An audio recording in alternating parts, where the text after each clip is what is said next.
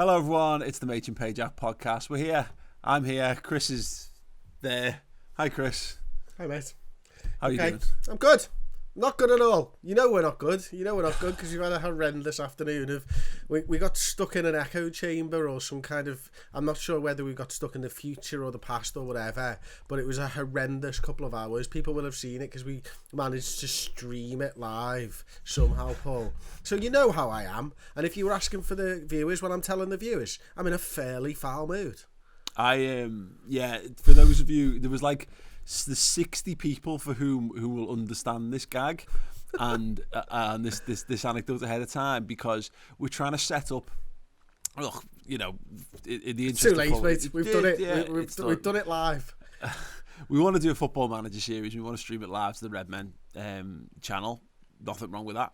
We're allowed to do that. It's a perfectly legitimate thing to do these days, and it's a good idea. And it is so close to being technically within our grasp, and that's where the maddening thing comes from. So Chris is handling all the technical side of it this time around, and it looks great. Like, the graphics look boss, the concept's really good. We did some, we both guested on James Alcott's channel on his Football Manager series, and we really loved it, and we're really inspired by it. Highly recommend checking it out. Yeah, if you're into that sort of thing. But yeah, we thought we'll do this, and we'll do our own version of it. Great, and we ended up in a mad bananas world where we are having a conversation via Discord, equivalent to Skype for those of you not in the know. So we're chatting to each other. We got our headphones in and we're talking to each other back and forth, but we're also then watching a stream of us having that conversation effectively, which is on like a 2-minute delay.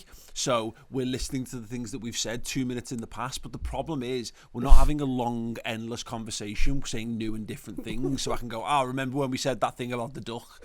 It was like, because we were doing an audio test where we call, so it was like 1, 2, 3, 4, 5, and then you go 1, 2, 3, 4, 5, and then you go audio test, and maybe someone would be clever and go, right, the time's 3:01 and this is an audio test, and then all of a sudden you're answering questions that have happened 2 minutes ago, and then you were trying to be a funny beggar going, this is the past, and then you even got to a point where you said, I'm not sure whether I've just said that or I've just heard me saying that. I started whistling a song at one point, and I couldn't work out whether I was listening to me whistling or I'd put that as an earworm in your head, and then you started whistling it. Honestly, I can't even begin to describe the absolute head fuck that is when you get into the nuts and bolts of live stream. We've been doing this with the Redmen quiz on a Friday night, where we originally tried to test it. We wanted guests on the stream, so people in the show, and then you're able to play along using the app at home, and we like trying to work out that whereas for people the app changes immediately because the app changes for everyone, but if you're only getting the questions from you watching on YouTube, you're watching on a delay. So what does that mean?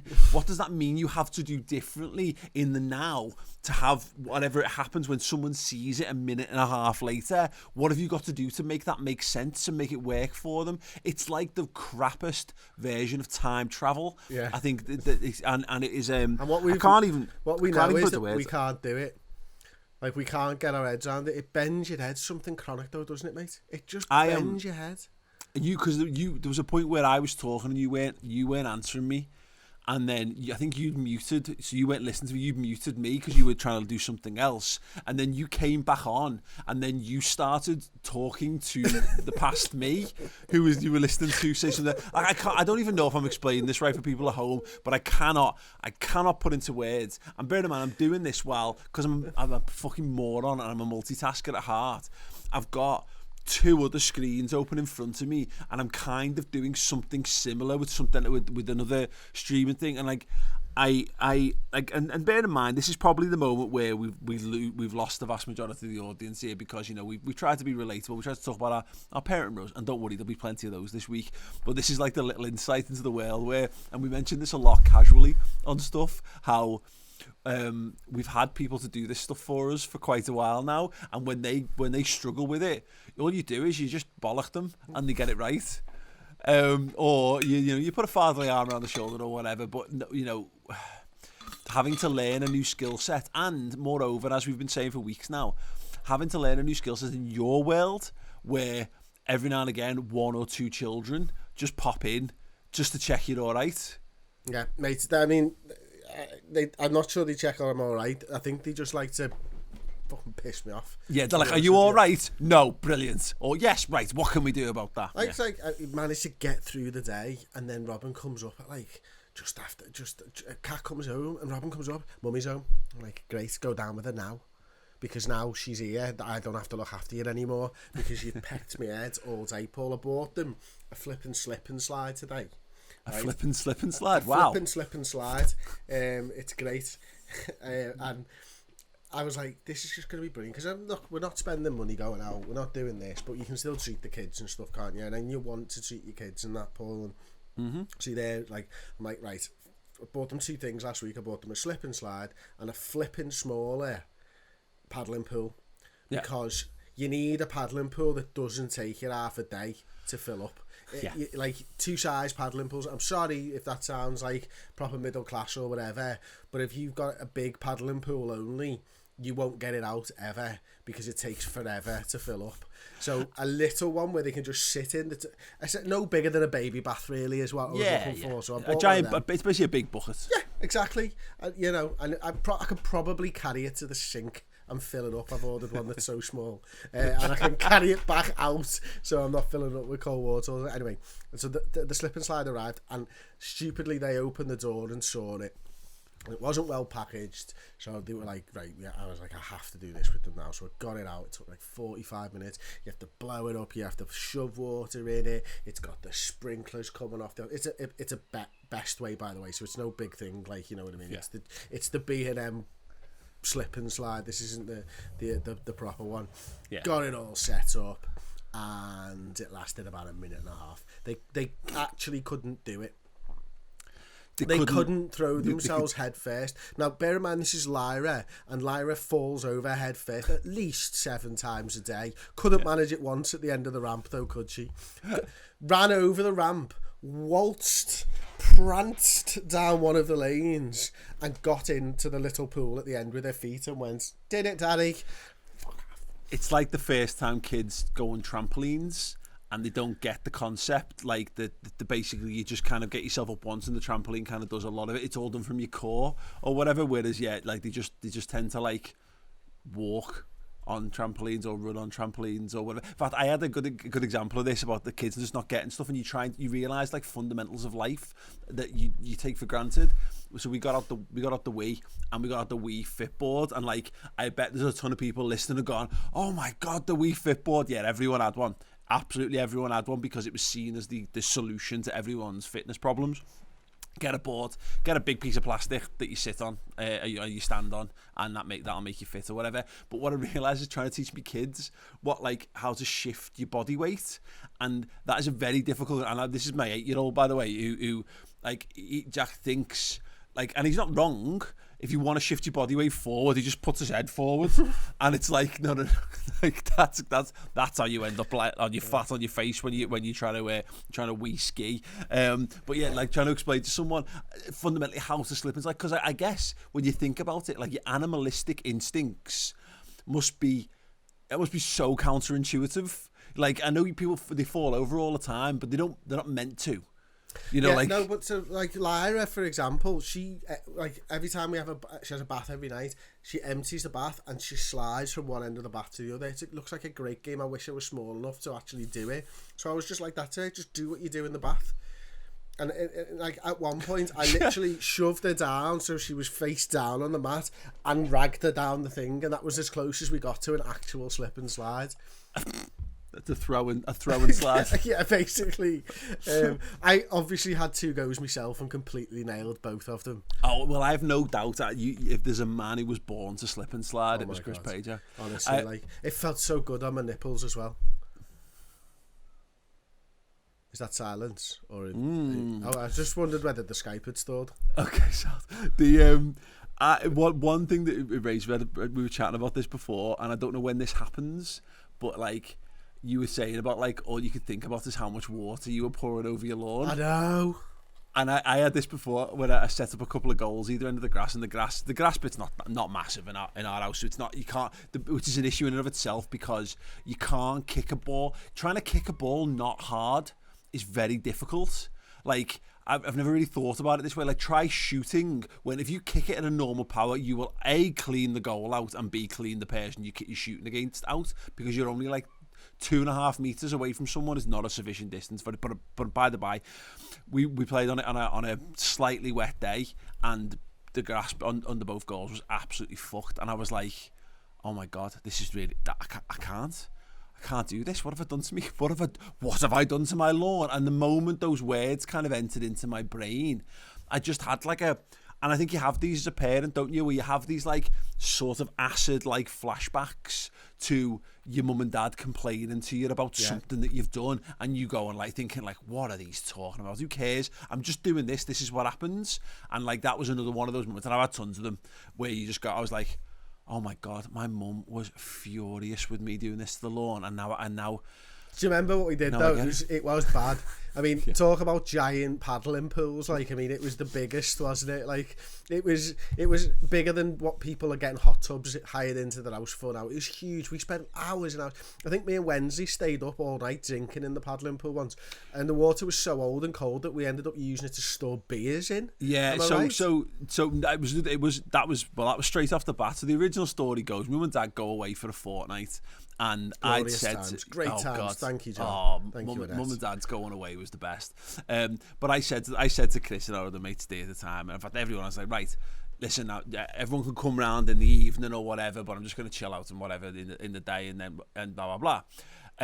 What happened was Chris and Steve turned up, and it's mad. I was thinking about this week. They turned up with a crate of reef. Yes. Orange reef.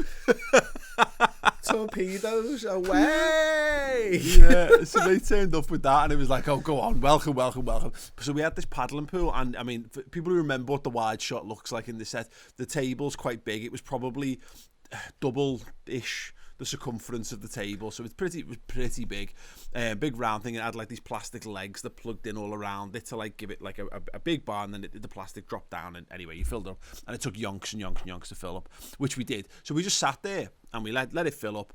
We sat down and drank, yes, and smoked cigarettes and waited for it to fill up, but then we started putting the beers in there as well, so it became like somewhere to dip and cool off, but also it was an outdoor beer store. Yeah, well, it makes sense. Why would you have to go? You don't want to be walking through the house wet. Your mum would shout at us, you know what I mean? But have the beers in the pool with you.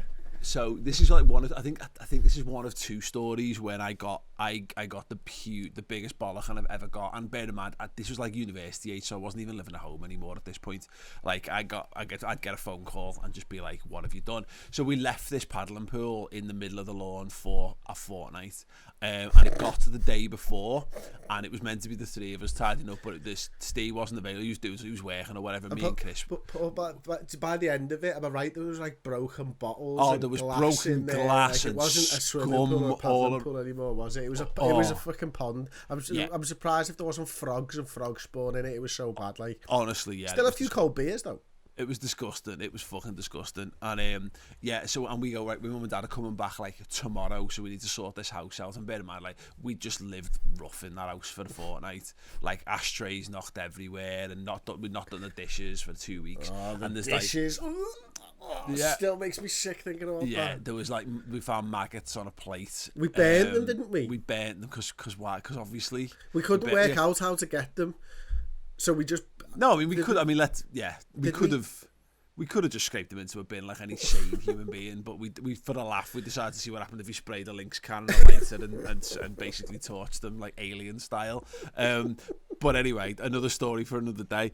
This paddling pool. So bear in mind, like, this must have. I can't even come close to explain how many litres or gallons or whatever of liquid this must have had in. But it was for two. Bear in mind, we're in our prime. We're probably like 18. You know, I think we would have been like 17, 18 or whatever around this time. We physically couldn't lift it. So we couldn't lift it to tip it out. And then we're like, well, what do we do? So we hit upon the ingenious idea of just taking the legs off one by one to effectively lower it down and let all the water pour out. I can still see it in slow motion, Paul.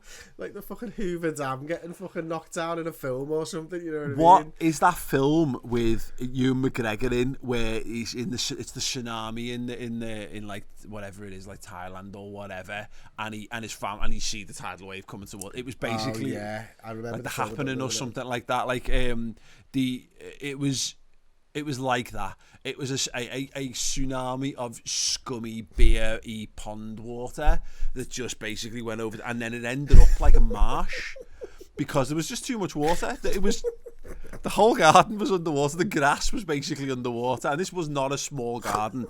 It's so funny, Paul. It was like that look when we did it, and the water went everywhere. We like looked at each other and looked down at the ground and thought that was a bad idea, wasn't it?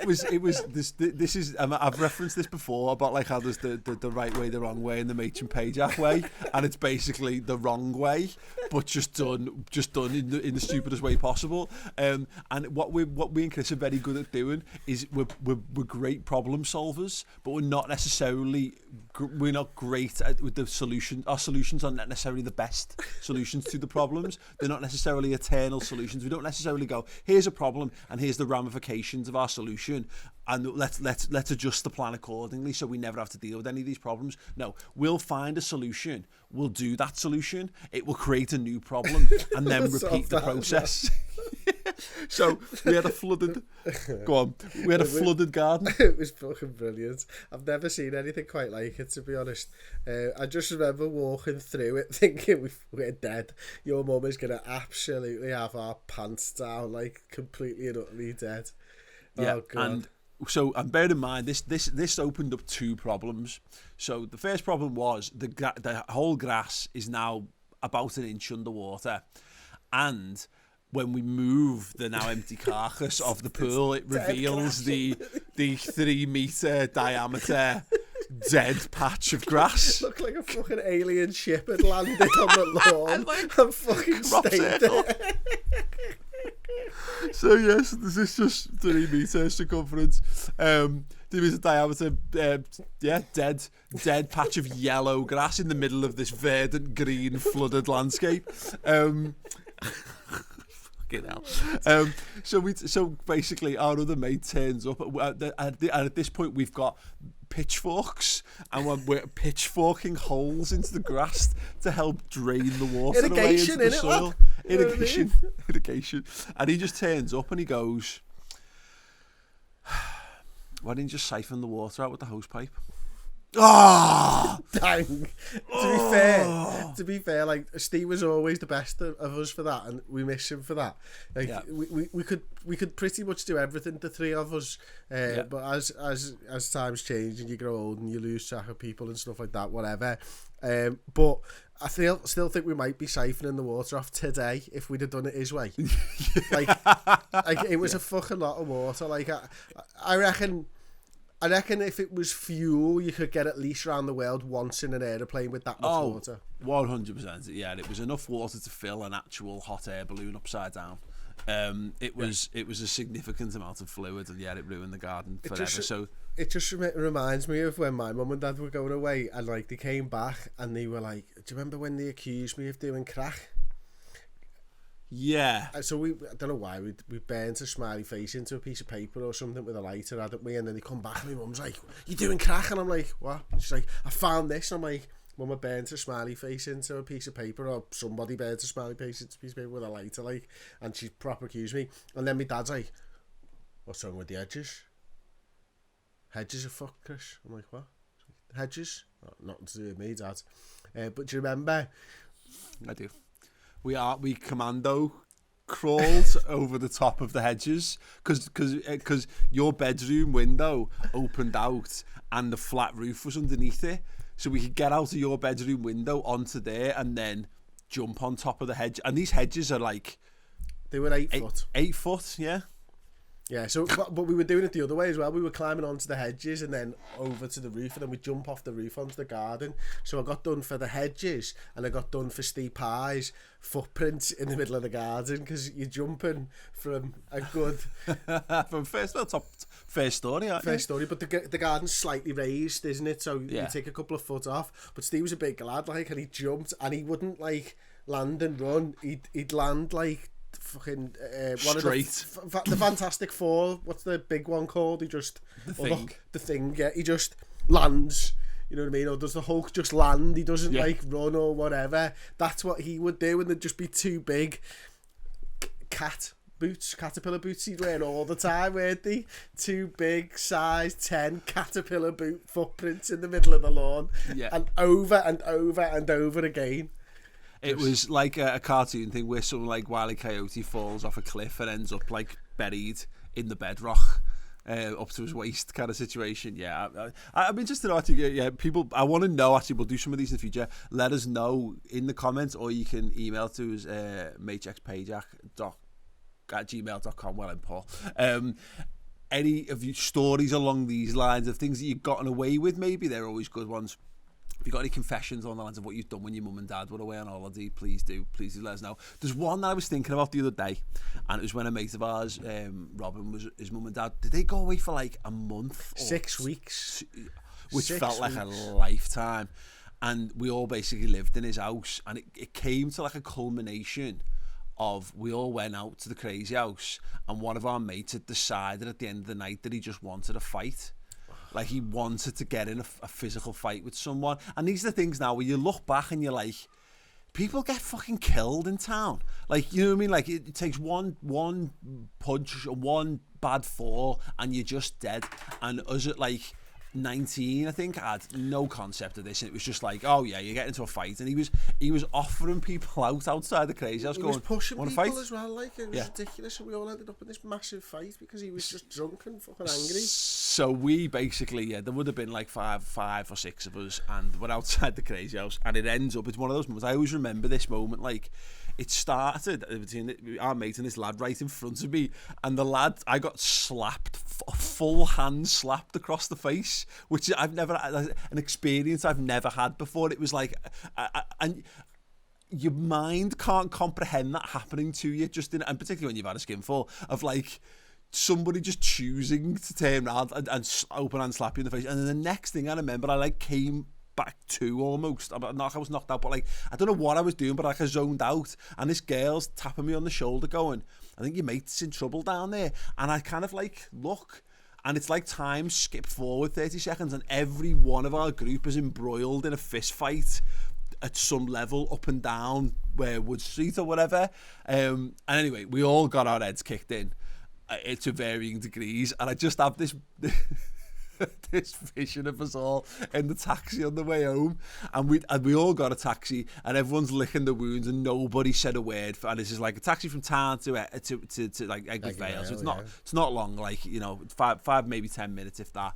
And we got to like just round the corner from his house, and it's just like, won't do that again, will we, lads? We got absolutely fucking pied. It was ridiculous, because like, what he should have done if he wanted a fight was just like not get us involved for a start, and maybe queried how many of them we were fighting, because it was 3-on-1, but like there was about 18 of them, because it started off, and then there's some lad went, yeah, all right, and then next thing you know, just this huge troop of fucking men start coming filing in.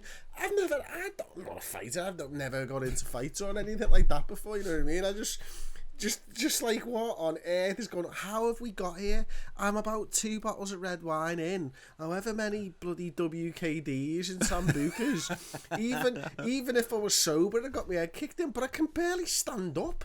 Yeah, just ridiculous. Like, and what a divvy he was for doing that. Like, I've never. Oh god. Let us know that. Yeah, in the comments of these on YouTube, or you can tweet us at maychexpajak, or you can email maychexpajak@gmail.com.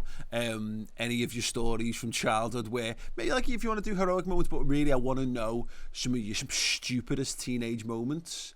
And yeah, what moments, maybe is there something you've done recently that's reminded you of them? Because yeah, honestly, when I look at the patch of bald grass on my garden now, and I think, Might Astro that. Do you know, I've got a really good one. It's not like embarrassing or anything like that. Yeah. But my cousin got married, our cousin Michael, and he got married, and we all went down to the wedding. Obviously, it was down south in Oxford. I was about 14, 15 years old, and you're in your best gear, aren't you? You know what I mean? And this is what my mum, like, if there's something from my childhood that she remembers most, this is probably the one. And so everyone's, and like, the place they were getting married was unbelievable. There was tennis courts, there was like, people were playing football. It was one of the best weddings I've ever been to, and everyone's kicking a footy around that goes in this lake, and they're like, anyone a good swimmer? And I'm like, yeah. Jump straight into a lake in my full wedding gear, just go and get the ball, come back, and I'm like, here you go. And my mum comes flying out, what are you doing? I'm like, the ball went in the lake. I'm like, I'm a good swimmer. And they were like, you're in your full suit. I'm like, so? Got the ball? Yeah, got the ball. Like, I'm a legend. I'm the lad who got into the lake. She's like, why are you saying? And she never let me live that one down. Never let me live that down. I don't think you've ever been to a wedding and there not be an anecdote about it, you getting up to something. Have you ever had an well, I say you might not know, but to your knowledge, have you ever had an uneventful wedding? No. I mean, one of the most recent was probably Ben Olroyd's. That was a belter. Yeah, I was so drunk I was dancing with the kids and doing the knee slides like you see down like the hall. You know when kids go down a hall doing knee slides, I'm doing that pre-wedding meal. Then I think we were asked to look after free meal, mate. I was hammered, like so bad, and like just that guy. Except imagine that guy, but 10 times worse. The worst that guy that you ever seen. I was him, and we got asked to look after Sean. So Kat obviously looked after Sean, not me. Mate's little kid, and as she was, took her to the toilet or something. The meal came, and I ate all of Kat's dinner and mine, right? And then fell asleep in my dinner, right? And then got dragged up to our room by Kat. That was the end of it. Knee slides, pre-dinner, ate my wife's dinner, fell asleep in mine, got dragged off up to bed. You burn brightly but shortly in them situations. I think it's fair to say. Yeah, I love it. There's always that. Nobody more stereotypically embraces the wedding quite like the Pajak family. It's just, yeah, you know, strap on your hollow legs and just tip alcohol down your neck and get on the dance floor. I think that's always been the way forward. I'm amazed that you lasted your wedding. Genuinely, like, yeah. I've never been more astonished. That was a boozy day, wasn't it? That was a very boozy day for some of us. Some of us were fucking taking the photos, panicking and shitting themselves for the entire time. Because I'll give you a piece of advice, ladies and gents. If you've got a camera, there's going to be a temptation, because there's a point in your career when you want to be in media and you want to be in television, or you want to be making stuff, and you've got the camera and you've got the desire for it, and you just want to work, you just want to do things. So, you know, you think about what I can do. I can make music videos, and I can do wedding videos. Everyone thinks they can do wedding videos. Maybe they can. But like, if you've got a DSLR, I'm not going here. You can take a few photos, and that's fine. But there's a world of difference when you're photographing your mate's band and you're photographing your best friend's wedding. Because it's not even about him. I don't give a shit whether he likes the photos or not. It's his wife I care about, and I care about that moment where she's walking down the aisle. And there's your battery runs out. Well, not yet. There's no and cut. Nah, I wasn't really feeling the way you did that, Kat. Can you just go back to the start, please? Excuse me, mother of the bride. Can you just reset those tears, please? We're going to be going again, right? Everyone, places. Mark, take 2. No, there's not. You've got one go at getting it, and if you don't get it, you fucked it. You fucked the one of the moments that you're never going to ever get back. And I have never been. And bearing in mind, like, I've travelled the world, and I have interviewed some of the biggest stars, football stars on the planet in history, and I have never really been nervous about any of that. But I was a fucking mess. And the worst thing was, is I put I finished. I said, right, that's it. I'm done. Everyone was partying in the night by that point, and I went and I locked away the memory cards, and I fucking did all that stuff. So I knew everything was safe, and I sat down to have pretty much my first bevy, and everyone was absolutely arseholed, And there's a great video of Aubrey who at the time he couldn't stand up, basically bouncing off the walls of a fucking toilet trying to have a piss, which would be TikTok gold if I still had that video somewhere. He couldn't work out how to open the door. Couldn't get out the door, and I just followed him behind. It was great. That was all I had. I had that vindictive, sober prick until I eventually caught up. But yeah, there's a piece of life advice for you. Take that, and please heed my advice on that. Okay, we've launched our MXP Patreon. It's patreon.com/MakeXPajak. Link is in the description as well. Yes, if you want to show your support for what we do, then you can. And for that support, we will give you an exclusive Discord group just for subscribers, a monthly Ask Us Anything show, no holds barred. You know the way it works.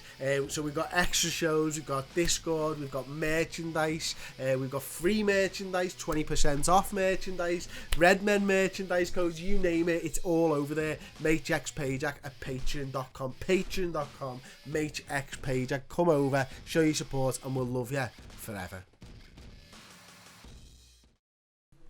Chris, shall we purge? Yes, we can purge, Paul. Shall we? I am going to send you a text message with what I am purging. Ooh, that's interesting. So there you go. You sent me a text message? Well, no, I sent you a WhatsApp, but okay, I sent a text message. So there's this channel called Whoa! Share My Story on YouTube, right? Look at the suggested videos underneath. Okay. You will be able to see this. I'm sure he'll put this on the screen for you regardless. Yeah. So this video is called I Got My Stepmom Pregnant. The other one's BFF Pregnant by Dad, Stepmom Pregnant, Abandoned Pregnant at 14, Evil Uncle. This is a channel, that video, I Got My Stepmom Pregnant, on YouTube, 11 million views, right? I walked into the living room the other day and Robin was watching this, and at first, you can see by the title, I thought I'd left Pornhub open, because they're titles that you see on pornos. Yeah. Like, and like maybe not with that type of anime, but there is anime porn, and I'm sure people see that. But no, so I am purging this type of content on YouTube because it's totally fine being adult and telling the world that you're being adult. It's totally fine to swear. It's totally fine to this. That is aimed at a young audience, whether they tell me it's aimed at a young audience or not. Mm-hmm. That is there for one reason. You know, no 30-year-old is going to go, oh, wow, well, let's see this on YouTube. Let's watch this animated show. It's just bullshit, and they need to stop it because YouTube will get, like, they should do more to get rid of this stuff. You know what I mean? Was that on the normal YouTube app or it's on the telly, so they don't have the kids app on the telly, but we've got the restricted content on. So I don't know why that's showing up. So it's mad because I did a video this week with Jack doing this Back to the Future Playmobil DeLorean thing. It was brilliant, really good. But I decided to just have a message to see what you could do on the back of our settings. And now you've got to define when you upload a video whether it's made for kids or not. I'm sure you'll have seen this. If you click yes, it'll still show up on main YouTube, but it will have comments. It has comments disabled, and you can't specify ad types or whatever on it. So you can't do like the choose gambling ads or whatever. It's a much more restricted thing. So yeah, but that's the problem, isn't it? Is that normal YouTube, if you say it's not made for kids, but you then make it look kiddie, and your kids are then got on it doesn't. YouTube still can't differentiate properly on the main app. Honestly, I'm saying this to people because we've been on YouTube a long time now, and obviously I've grown up now, and I've got 2 kids who watch YouTube all the time, and I still do periodically watch the main one, but like they on like any devices and stuff that they use, I haven't got the main YouTube app anymore because you're right, because shit like that. It's an absolute disgrace that they can do that, because they are marketing that for kids. Now, whether it's 5-year-olds like Robin or whether it's 8 to 10 to 13-year-olds, they shouldn't be making content like that for those type of age groups, because that's what you're aiming for. Yeah. It's not a proper show. It's not factual in any way. They're all blag. They're all just completely made up. They're not real stories. Whatever you tell me, they're not. They're just not like, and it winds me up to walk into a room and see that on the television, and like, you know, you have to have that word with Robin and about it and stuff, and in the end I'm going to end up deleting YouTube off the TV because I can't trust it anymore, and that's not a good thing. And well, YouTube Kids isn't probably where Robin's at either, because like Lyra's absolutely fine with YouTube Kids because she doesn't need to search. Robin does, and doesn't have the ability to write and type well enough to be able to find what she wants. So she actually needs to, on the television, she can hold the voice down and go Trinity and Madison, and then it will come up on YouTube, which is great. But then the suggested videos take it off down these things, and it's just infuriating, to be honest with you. So I'm purging that and that channel, and they're 2 million subscribers. So that's now the second YouTube channel that you've purged in the last few weeks. Good. I think we'll root it out. I mean, the problem is there's billions and billions of hours of content being uploaded every second. Billions and billions and billions and billions and billions. But we'll get there. We'll get there one channel at a time. Any YouTube channels that you'd like to see paged, let us know in the comments or tweet us at Pajak. It got me thinking in you saying it, because you mentioned the Pornhub and the titling and all that. Like, and I had to double check this before I said this out loud, and it's a conversation about others, because you have to be wary when you talk about things that you see on the internet when so much of it is tailored based on your viewing history. But I'm confident enough it now, because I know that this isn't stuff that I do search for on Pornhub. But why is there so when did incest become a cool thing in porn? Like, why is it all like my stepmom this or my, you know, all this kind of this? It's like, if you ever look at trending videos, it's become a big, that kind of stuff's become a big thing, and it's mad. I know what it is. There's taboos, and that's what porn has effectively become. It's become a mad, unregulated Wild West of you just finding the weirdest stuff you can get. There's a great documentary series on Netflix about it, and how you create pathways in your brain to what it is you like sexually because of the way that people build up with masturbation or whatever, and how if there's something that, whether it's right or wrong, gets you over the edge, that can then form a pathway to be in. That becomes the thing that you think that you're into or whatever. But there's some mad stuff. I always find that very odd. Like, who's decided what the trend is? Someone must be. Because obviously it's like, let's be honest, Chris, because there's no actual incest on there, because there can't be, because it's not, that's like, people don't do that, or people as attractive people don't do that. Certainly you can normally tell by the amount of fingers they've got on each hand. It's like, it's just so, it's always baffled me, that type of thing, like, you know what I mean, like I bang my brother or something, and you're just like, well, that's like, if I saw you in the street, I'd say you're fucking weird and you shouldn't be doing that, and that's downright naughty. But if I'm 45 minutes in, but it's just like, yeah, I've no idea. I've no idea why people seem to like that thing or whatever. Thankfully, I can get over the fact and know that it's not true. So if it's a good scene, it's still a good scene, if you know what I mean. I think we've talked about this on the podcast before, though, about like how porn, there's a generational thing, and it's not just porn, but it's like porn and sex and relationships and all that have changed, and how you access all that stuff has changed so dramatically from when we were teenagers to, like, you know, there's people who work with us who are like 18, 19, and although fundamentally they've got the same things that we had, like, we'd have probably still been watching equivalents of whatever equivalent of porn would have been back then. YouPorn probably, or maybe there wasn't really streaming so much around that time. No, we were downloading it, weren't you? We were taking off JPEGs. Our mates' dad's NAS drive, finding scraps of porn on railway burying sidings. It in the woods. Getting the catalogue and trimming out the bra pictures, you know, whatever. Littlewood's done me proud there for a few years, no mention. But it's true, but this is the thing, isn't it? Like, is that it's. I was thinking this about how, and it feeds into a whole thing. I think it was Jim Carrey saying about how what the pandemic has done has made us realise that as people we're not like. I am badly paraphrasing this, like, but our human psychology isn't compatible with how society has become.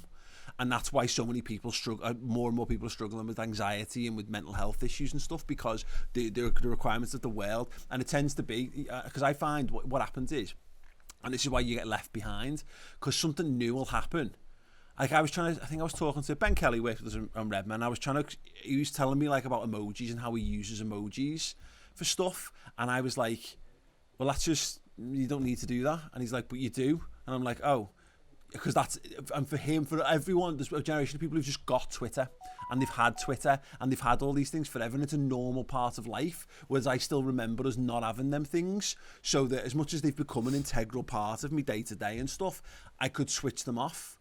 And never miss them again. But there's people, what happens is new generations come along, the old generation go, this is shit, this is a bit weird, we can't really be doing this. And then what happens is a new generation comes along and it becomes the norm, and then everyone's got to play catch up, and everyone's got to get used to it all of a sudden, and then you end up in this constant cycle where no one's ever really settled with what's happening. Porn's a great example of that. You know, you used to have to jump through, you used to have to, like, if you were underage, you had to go to find a newsagent where you just thought they were a bit lax, and you had to stand on your puff your chest out as much as possible and hide your school tie, and and be brave enough to walk over and pick a magazine off a shelf, and then walk across and put it down on the counter, and then have the money and be prepared for someone to say, how old are you, and then have your lie ready for you.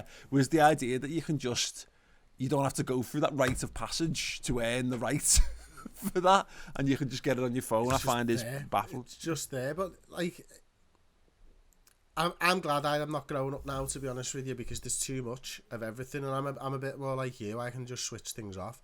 Like, I'll go through all day without looking at Twitter once, and then I'll look at it at night maybe, or I'll go through a couple of days without looking at Twitter, or make it more of an appointment of you. Like, all right, I'm going to look at Twitter for work, and then I'm out again, and like, I'm not really interested in what's going on.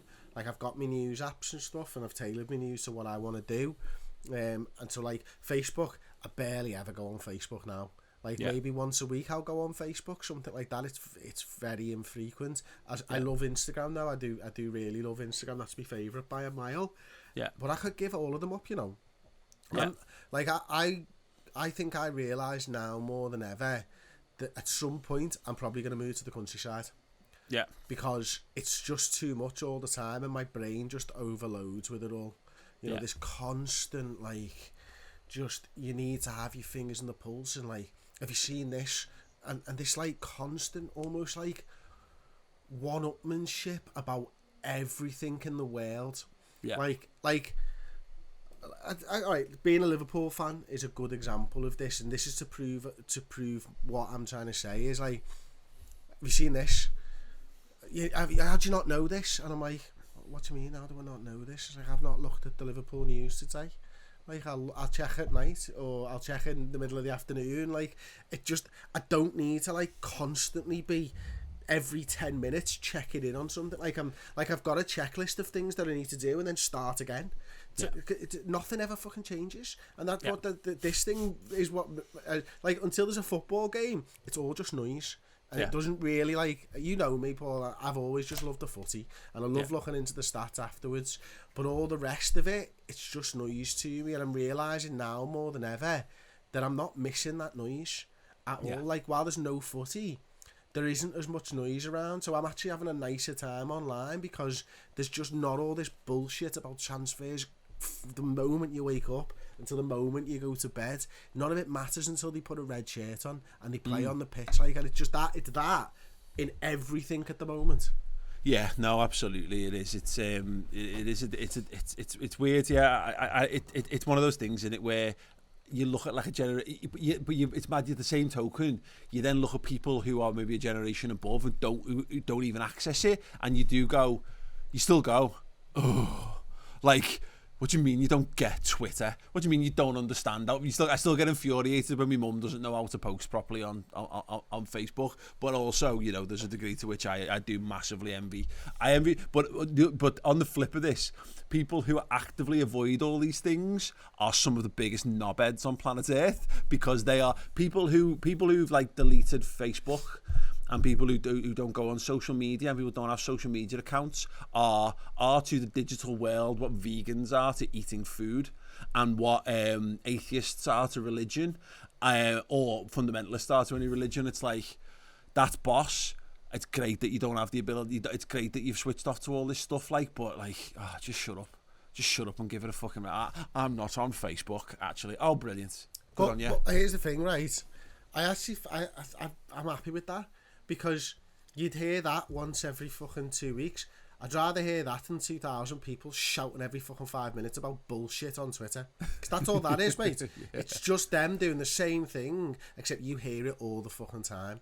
Yeah. So that one person that you meet every 6 weeks that tells you I'm not on Facebook, sound. Can you tell these other 2,000 bastards to shut up about fucking this and that for me? Because they're doing my nutting. I'm not having it, the smug gobshite. So I want a page this week. And be very careful. Again, I'm flip-flopping on me social distancing Nazism, Chris, I have to say. And the one that's got me this week, because I equate it to, there's a great Jason Manford line and stand-up line. He talks about considering himself very socialist and considers himself very left-wing and working class. But then he also says, if someone breaks into your house, it's like, string them up. At the same token, and I have this with this, it's like, we should all be a bit more laissez-faire in life. But honestly, when I see videos of people stood on Tower Bridge, shoulder to shoulder with fucking police officers, clapping the NHS, I can't wrap my head around someone just not going, hang on a second. Derek, he says, turning to his other officer, are we allowed to do this? We're not allowed to do. They're not allowed to do this, are they? Okay. Oh, no, it's for the NHS. This will help them. That's fine, yeah, this absolutely. This is going to help them with the social distancing COVID-19 coronavirus issue. Oh my God. Maybe next time we should vote for fucking Labour. And can I also, in addition to this, as a side note on this, the American people who are protesting against isolation, and there's something in the core of Americans, and it gets a lot of stick from like left wing media and stuff, and I think some of it's unfairly, because I think you've got it tends to be a lot of like the gun lovers or whatever, and I know people who are very liberal but also are very, very pro guns as well. I find that a mad dichotomy about the country. I love America, it's my favourite place, and I love Americans, but the people who are for American rights, the people who've got are often NRA members, and they're often like part of like smaller militias or small groups and all that, and they're always about making America great and all that. They've got so many, like, at the core of them, they've got something brilliant about them, which sounds mad because I'm not like justifying any of the weird racists and all that kind of stuff. But it's mad how they get pointed in the wrong directions on stuff. Like, if they got behind the cause that those people, if they got behind the cause of let's hold the government to account, and that's the point, because that's the point why the Constitution and the right to bear arms is so important to so many Americans, is because if they don't want the government taking their rights away from them to bear arms. So if the government say you can't have your guns, it means that they can't rise up and take the country back should they need to. But the problem is like it's like I keep seeing moments that I'm like, I wonder if they're going to rise up and take the country back, and they never do, and they never seem to. And you see these moments pass, and you think it would be quite useful. I think in some walks of life to have, I mean, I'm not saying for bloodshed and all that kind of stuff, and I'm sure there's much more peaceful ways of doing things and that. But like, at what point? And the fact that they're doing it at this point, they're like, no, we're going to rise up because the cause is that we need to be able to not be in our house because that's stripping away our civil liberties and stuff. Wow. I find it, it boggles the mind, Chris. Half of them don't even believe it's a real thing. Like, genuinely, half of them don't. And look, like, everyone's entitled to their opinions, but like, some people shouldn't be. Well, opinions can be wrong. Yeah. And that's the point. Is I don't get. Sorry to cut over you, Chris, but this is the problem with opinions: is that they're great, but you're entitled to have them, but you are just as entitled to be shot down for having stupid opinions. Because that's the way the whole thing works. Yeah, it does. And like, I get baffled by it because they're like out protesting and stuff like that, and they're like, we need to be able to work, and I'm like, Yeah, but you need to live first, and that's kind of what the government is actually trying to do here.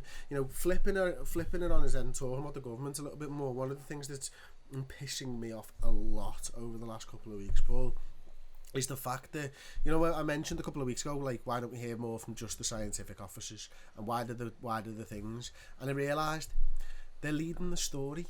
That's why they're doing this. That's why Trump's doing a press conference every single day. That's why someone in the senior government official over here is doing it. There is literally no opposition at the moment to either of these, whether it's Trump or whether it's Johnson's administration. There is no opposition, and they are setting the propaganda agenda each and every day, and they're beaming it into each and every flipping hole in the United Kingdom, and they are using this to their advantage. They could quite happily not do it. Pretty much everyone I know switched off after the 4th day of these things because they realise they're just lying. But there are people there thinking this is great, and they're just eating it up, and it's just fucking lies that they are saying over and over again to make sure that they're in power the next time a general election comes over. That's all they're doing. That's all they're using it for. They are using the shit that we are in to their political advantage, whilst also killing fucking people.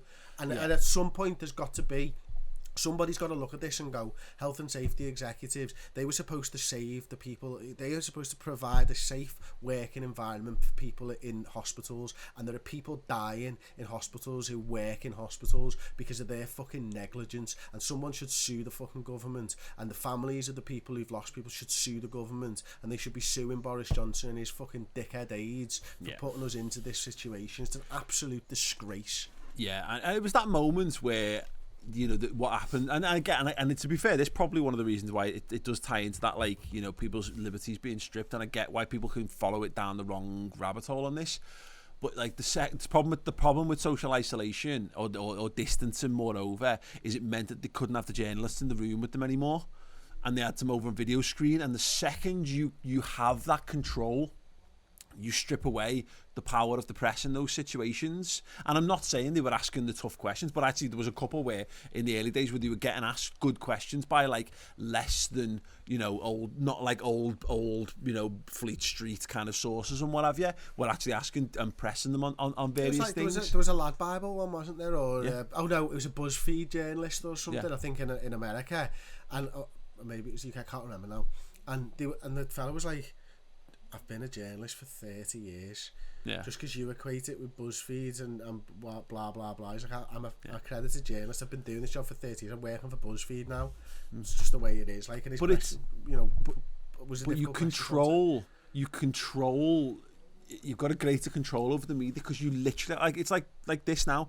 We could be having a conversation, we can have a debate, and I could just turn your camera off, or I could just mute you, and I could carry on talking, and I could carry on talking to the point where people will either just listen to me, or they'll get bored and they'll switch off or whatever, but it'll get forgotten. You just bluster along until people forget that what question was asked in the first place. And what they're doing is you haven't got the facilities well to go, no, I'm sorry, can you just go back and answer the question for me, because it's getting moved on and stuff. It's a very, very weird circumstances at the moment, and it's mad, like that government accountability. And what you've also got now, of course, and we're getting a bit heavy on this, I appreciate this, for all the people looking for light-hearted escape via podcast form, we can't get together to protest is also the issue. And again, so when I say all these things, I realise there's slivers of good of like the right stuff that some people are doing in America, because I get it, because when you think about it that way, like let's just say it's a government scandal. And there's plenty of that. Like the Times absolutely slaughtering them was a good start in that regard. Mad to come from again. It's a right wing newspaper.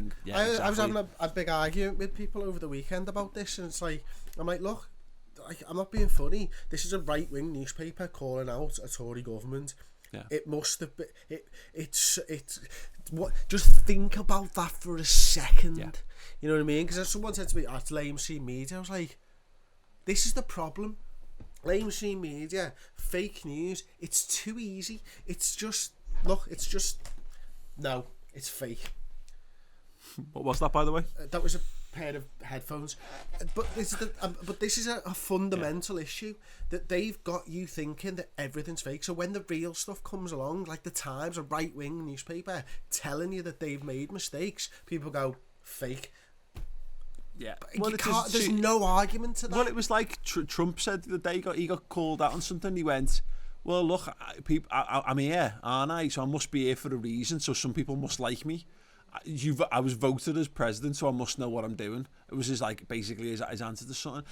My slight issue with that Times thing, and we've had this a couple of times happen, is for good or for ill, it ended up actually sparking a debate over paywalls more than anything else, than people actually talking about the content of the article. And the problem is, for me, and I get it, and I saw people writing threads in defence of the paywalls, and I'm in on paywalls, because you have to be able to fund what you're doing. If you want to produce, there's no such thing as being able to produce free content, and ad revenue does not cover that in the way that people seem to think it does. It just doesn't. This is not the 80s, and it's not producing ITV. You know, there's too many other things going on. There's too much competition for space, and good quality content and journalism and all that kind of stuff, it costs money to produce.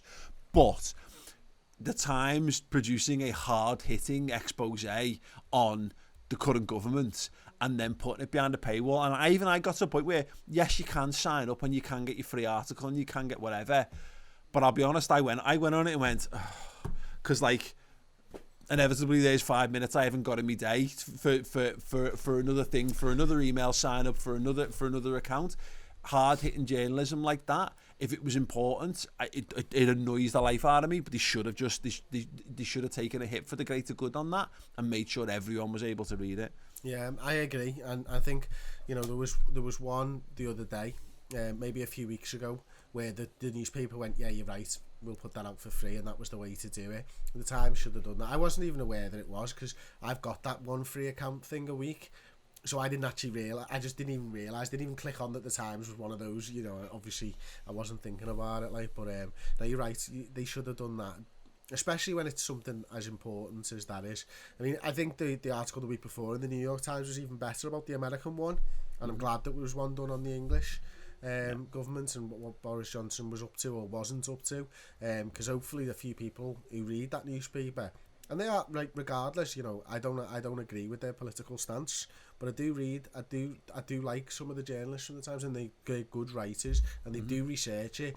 They see it through their eyes, but they always tell the truth, and I think that's one of the things that a good journalist can do. You know, do you know what I mean? Like, they write it in a right-wing way, but they are telling you the truth. They're not so far over to the right-hand side that it's lies. And so I don't mind reading Times articles for that, because actually it's helpful to read something from a different viewpoint. You should always you expand your own horizons. It gives you a greater understanding of how the world works when you step outside your bubble and you see what the other side are looking at and reading. Yeah, absolutely. Something I want to draw attention to, actually, from last week's podcast. I had my rant on the page last time, Chris, about left-handed scissors. Oh yeah. And it is the response has been overwhelmingly positive towards my page. It's so lefties of the world. There's so many idiots in the world. I just didn't know, Paul. Yeah, I got a few tweets here. Tony Hanlopto said it's a real thing. Flat scissors are okay, but moulded ones are a nightmare. But the two things aren't mutually exclusive. Gaz J73, left-handed, and I dread scissors coming out for arts and crafts. Trying to cut a line is a nightmare, as you can't see it with your finger and thumb and don't fit the holes. That's the thing, yeah, because the way they cut, you can't see what you're cutting as well, because your hand's in the way. It's, oh my god, yeah. You know what, Henry Jackson, I always it's a thought real it was thing. an issue for left-handers. Sorry, mate. I always thought it was an issue is writing on a chalkboard, because you write, and then you watch the teacher rub his writing off with his own fucking hand that he's writing on, and you're like, this is just stupid. This is why you're wrong. This is why you're wrong to be left-handed, Paul. Can't write, gel pens, because the ink and fountain pens, the ink doesn't dry quick enough, so you just end up basically smudging everything you've written as you go along. It's fucking insane, Chris. So is the only way that a lefty could write right to left normally? Because you couldn't even do down, could you? Because when you get down to the bottom, you'd have to go up, and then you'd rub the whole thing down again. You end up with a mad. You just do. You end up with just. There's nothing you can do about it. You just end up with ink down your hand, down like ink and smudge and all kinds of shite down your hands. It's bizarre. Honestly, it's mental. But it goes back to my thing, you know, about it's just things that we do a bit wrong, and I wonder if we wrote the other way around, it'd be fine, but right-handers would therefore be the one. I wonder if, and this might be one of the most stupid things anyone said out loud, I don't even know why I'd commit to it without checking it first.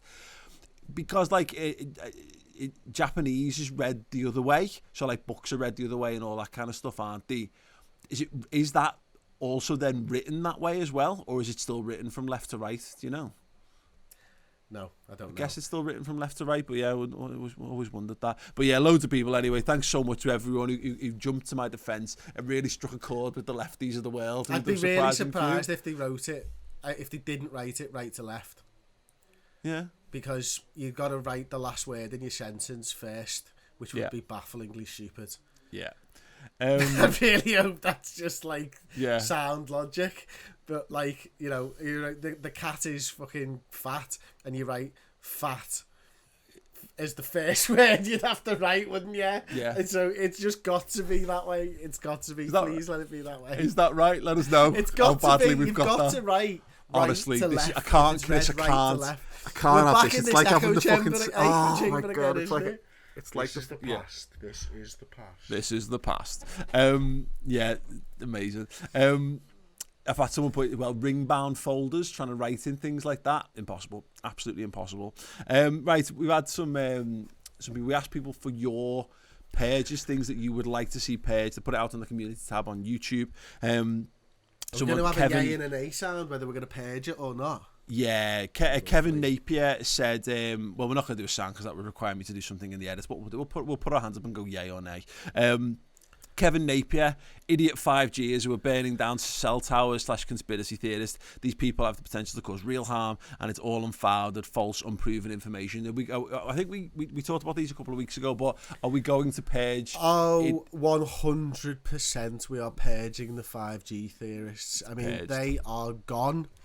The fact that most of the ones who believe in it use sunbeds is baffling to me. The people that I know, they're all ridiculously tanned, completely fake tanned.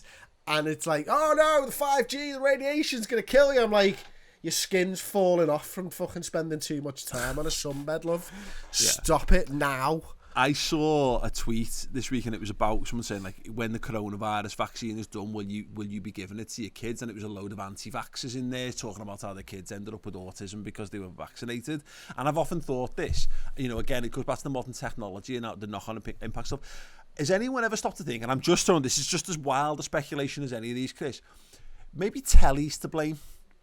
Because there's been a significant rise in all of these things in the era of the television, is all I'm saying. You know, so can people tell me categorically that the television and the tablet and all that isn't what's actually causing all the things that people are blaming vaccines for?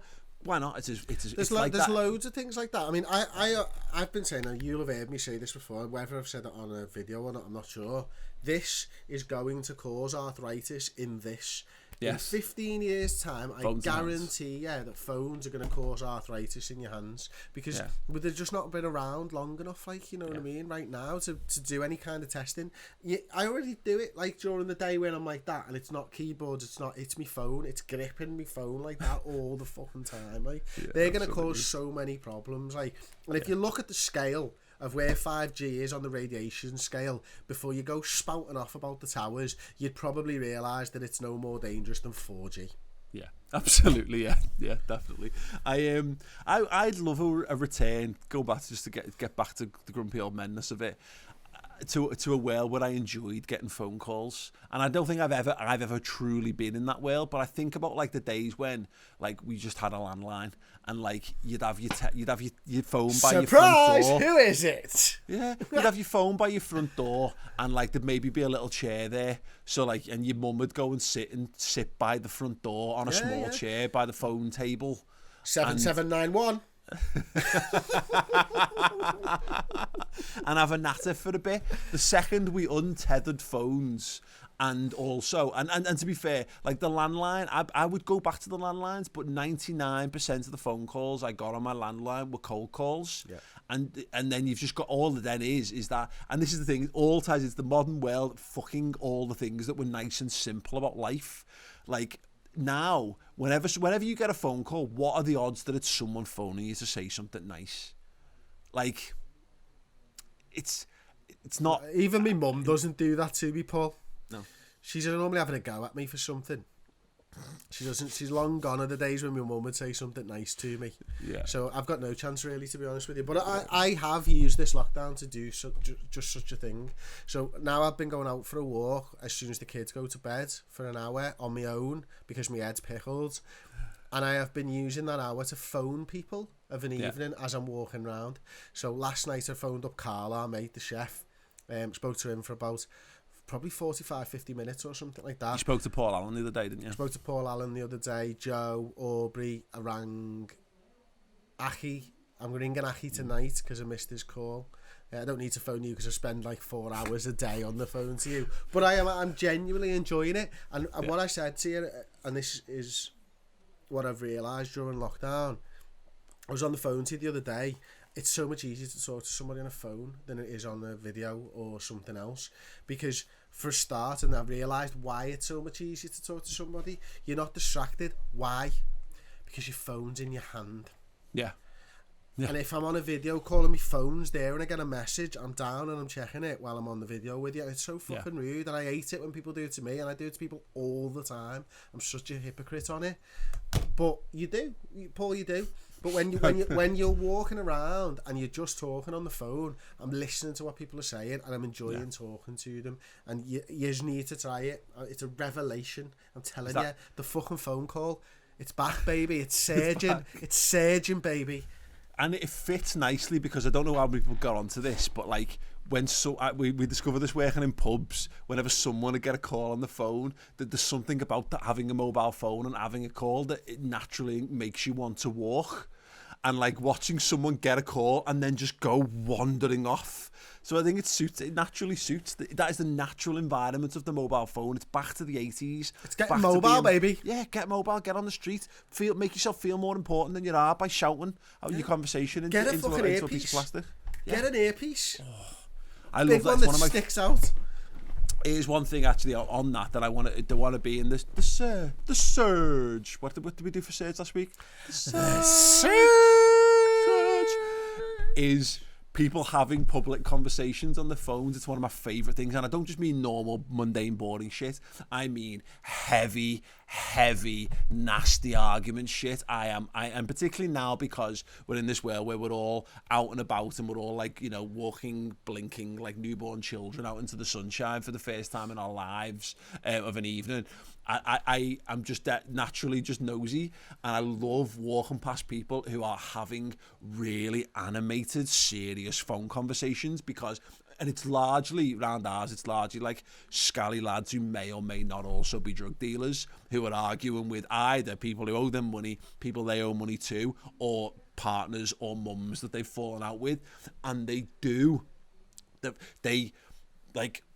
puff themselves up like they're stood toe to toe with people and have that argument and gesticulate and point and really get into it. And it's one of the mad little things I really love about life, provided it's not directed at me. I love seeing that. It's like watching street theatre. Yeah. I love it. I would like to see that ring fenced for all eternity. I'm with you on that one. I think it's fantastic. Just not when I'm on a quiet train and I'm trying to do something.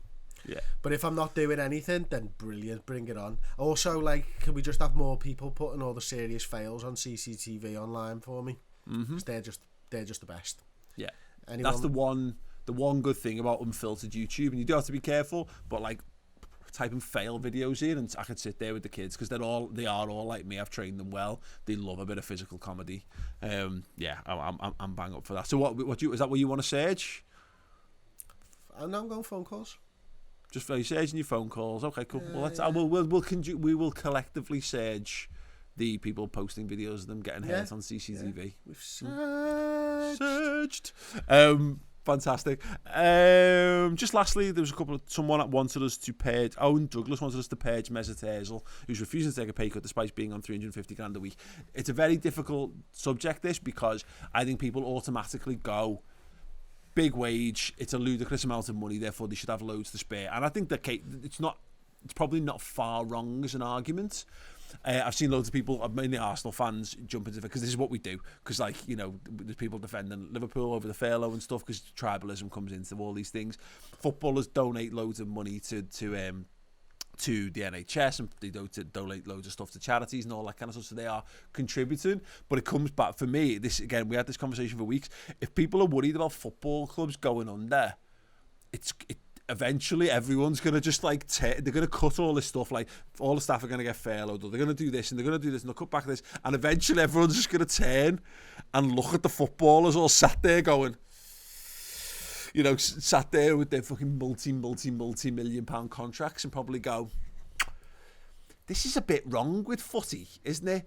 Like, and I'm not one of these, Chris, who believes the footballers don't deserve the money that they earn, because you should be able to earn whatever the going rate is. If you can go and earn that money, absolutely fair play to you. But it also is like it's like movie stars as well. Exactly, all the people who do those things, it's mad. It's a bizarre, when you consider how much football is hinged and how much of football is spent on the wages of footballers. It's balmy. Yeah, I don't really know where to sit with this one, to be honest, mate. I'm probably not your typical football fan who just thinks that Mesut Ozil should have done that. Mm-hmm. And I don't know the ins and outs of the situation, for one, so I always find it more difficult to pick a side. But two, if Arsenal made more profit than Mesut Ozil this season, and if Arsenal made more profit than Mesut Ozil last season, which I'm pretty certain they will have done, then why are you having a go? Yeah, at Mesut Ozil. Like in Liverpool's scenario, I know we made close to 100 million quid, didn't we? Mm-hmm. Now the footballers make about 5. Yeah. So why should they? If the football club isn't losing money or anything like that, you know it's what that I mean? thing. I think Ozil's... but like Ozil's a mad one because he's like 350 grand a week or something. But also like, it's just that they're the talent, and if they decide to do whatever they want with that money, then sound. And if he wants to take his time and think about it and work it out, then let him. Well, that's the thing. He's asked for people to. He's asked to know where the money's going. Yeah, and that's rightfully so, because does Arsenal's owner pay tax in this country, Paul? Well, these are all like, the things. do you know what I mean? Like, why have we got businesses out here, and this is who are applying for the furlough scheme because they've got workers, yet they're buried, they're in tax havens, so they don't pay into the tax system, but they're able to utilise the furlough system. Why is that allowed? Like, you know what I mean? Why aren't we just saying, if you don't fucking pay proper company taxes in this country, you're not allowed to use these fucking schemes? And I'm sorry, but you've got to use this as a reset point. You've got to start talking to these businesses and saying, if you want to trade in England, you need to pay your taxes in England. If you're trading in England, doesn't matter where you're based, you're paying your taxes. And I get the reason that they did it. They want businesses. They want to be favourable to businesses to get them in here and stuff. Like, we're already a favourable country for people because we've got a lot of disposable income. We're lucky in that regard as a general population. Yeah, it needs all sorting out, and this is all part and parcel of the footballers thing. I think it's all intertwined, to be honest with you, and that's why I don't know how I should feel about it, Hazel. Because like at heart, I go, yeah, he's right. It's on 350 grand a week. What's it matter to him if he loses? Yeah, he's a headline figure, isn't he? Because he's one of them. He's got all that stuff going for him for the media to dig the claws in. Foreign lad. Everyone knows lazy. He's lazy as well, Paul. Exactly, that feeds into it. That's why it's Ozil, no one else. Yeah. And he's got that headline figure of being on that massive wage, and Arsenal also drive a lot of interest as well. Like, you know what I mean, to get to stoke these things up. But you know, I don't disagree. I think it's one of them things where there comes a point. I think everyone has this in business. Particularly because, like, the footballers while the footballers can't really contribute towards the product, it kind of makes sense, you know, to some extent. But it's all part and parcel of the whole thing. You're right. I mean, if it's the difference between football clubs going to the wall, I think the footballers will look at that and go, okay, yeah, I'm going to do this. We're going to take this for the collective good, because what's the point? If the club can't pay me, if the difference between taking a 20% pay cut and me having no money at all, then you take the 20% pay cut, don't you? But yeah, it's good. That's going to be the big steps. I think that's going to be the big thing, the big talking point in the next coming weeks, is that until football, they have a plan for football. Yeah, that'll be what happens. Actually, I'll tell you what, sorry mate, I bet you they wish they'd done a fee for the season, rather than a weekly wage. Yeah, tell you what, that'll happen. Yeah, things will change. Things will dramatically change. One last thing. It's talk that the Bundesliga is going to be back behind closed doors playing within 3 weeks. And anyone who talk about what happens, what the future of the Premier League is, and will it come back and blah blah blah, can I just say I'm putting this out as a prediction here right now. Bundesliga comes back as the first major league back in action, albeit behind closed doors. I think BT have got the Bundesliga rights. The viewing figures for those live games are going to be astronomical because it's the first proper football that people have got access to, and the Premier League are going to go cha-ching, and they're going to do everything in their power to make sure, even when I don't think it'll be over because they've still got to be seen to be saying and doing the right things. But I think the second a big league like that gets up and running and they find a method of doing it and people see how lucrative it is and how much importance it is, don't be shocked if the Premier League, for good or ill, is all of a sudden back on the I reckon they're talking about something like the 6th of June, Premier League, and they won't be wanting the Bundesliga steal a march on them, because that's what the Bundesliga will be doing. Yeah, they'll be catapulting themselves into everybody's rear view mirror, and then pulling up alongside them and then overtaking them, and everyone's all just had their eyes on the Bundesliga's arse, loving it, with all these talented players and stuff. But now it's going to be, I think the Bundesliga's arse. Carry on. I think Bundesliga, you mean middle of June, end of June.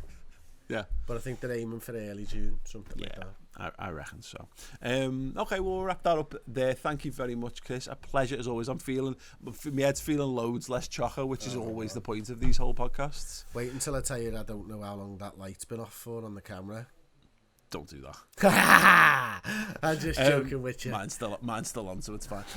Right, I don't know whether the audio's been recording. We'll soon find all of these questions out very soon. But listen, if you want to interact with us, you can do. Comments underneath YouTube. Make sure you subscribe to the YouTube channel if you haven't done so already. 5-star reviews on podcasting apps.